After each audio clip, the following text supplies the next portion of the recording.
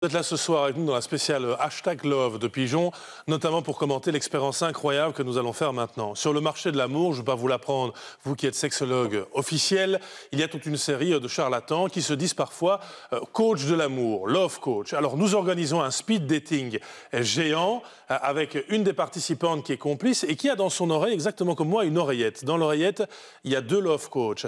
Est-ce que dans un speed dating, on s'en sort mieux quand on est coaché par des pros ou des semi-pros, ou on peut très bien gérer ça tout seul? Regardez bien ces images. Marie, vous allez commenter ça dans un instant. L'expérience Pigeon. 5 filles et 5 garçons. Ça ressemble à un speed dating classique. Le non-verbal est primordial. La première impression est visuelle. C'est vraiment l'inconnu. C'est pas sur qui on va tomber. Sauf que l'expérience est filmée, et ils le savent.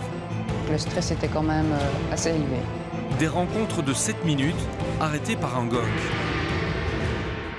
Une même raison les a poussés ici, la curiosité.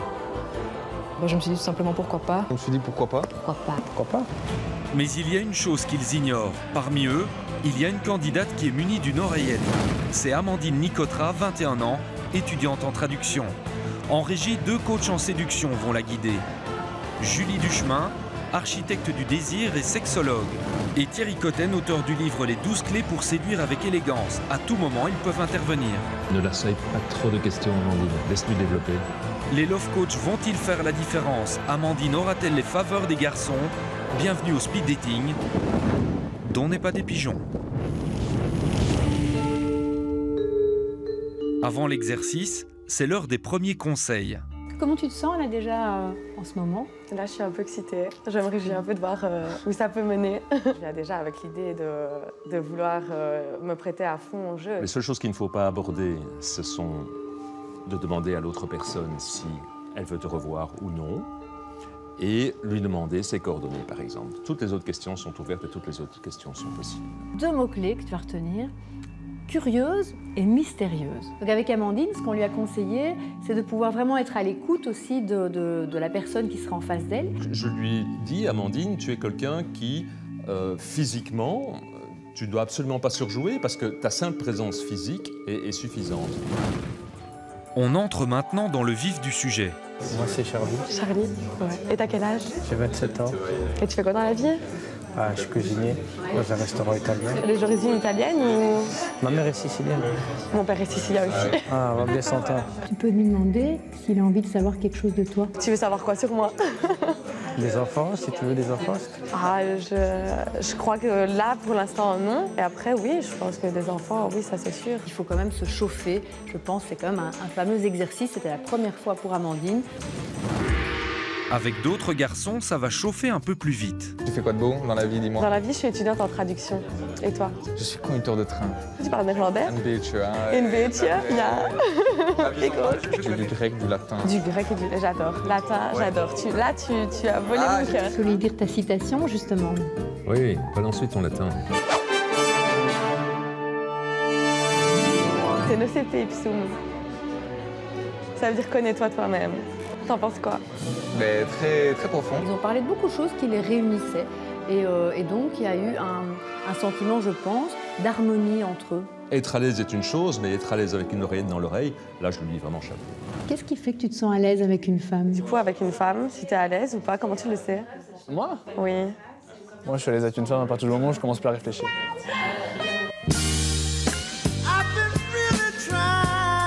T'as quel âge par hasard? Mon âge, 21 ans.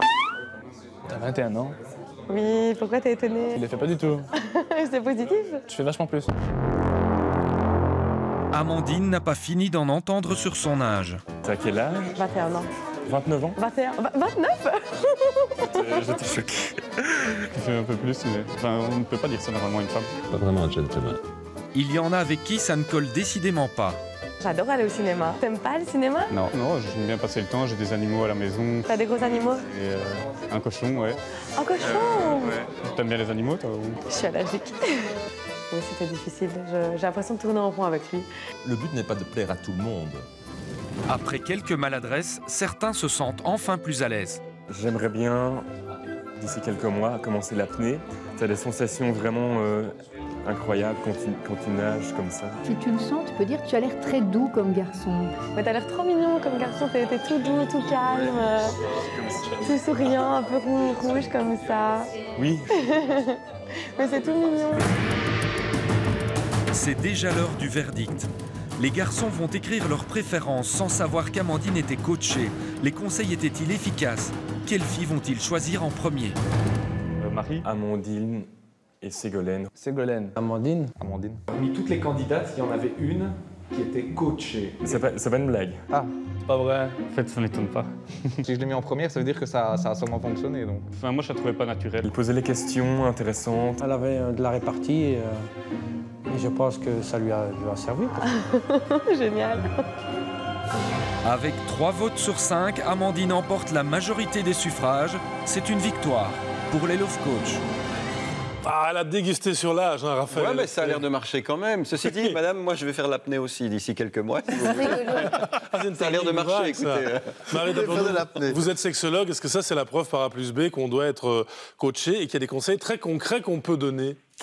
Alors, je pense qu'on peut retenir certaines bases, mais sans pour autant être engagé un love coach quand on a des rencontres. Le non-verbal joue énormément, sourire, s'intéresser à l'autre. Il y a des choses comme ça qui paraissent tellement... Et les phéromones, on parle des odeurs, des choses qu'on ne sent pas réellement, mais que le corps transmet. Est-ce que ça marche vraiment? Ça impacte quelque chose? Je pense que ça se passe de manière inconsciente, en tout cas. Maintenant, je ne pense pas qu'il existe un parfum qui va attirer toutes les nanas comme les déodorants, etc. Ça ne marche pas. Voilà. Je vous montrerai quelques produits achetés dans un sex shop dans quelques instants.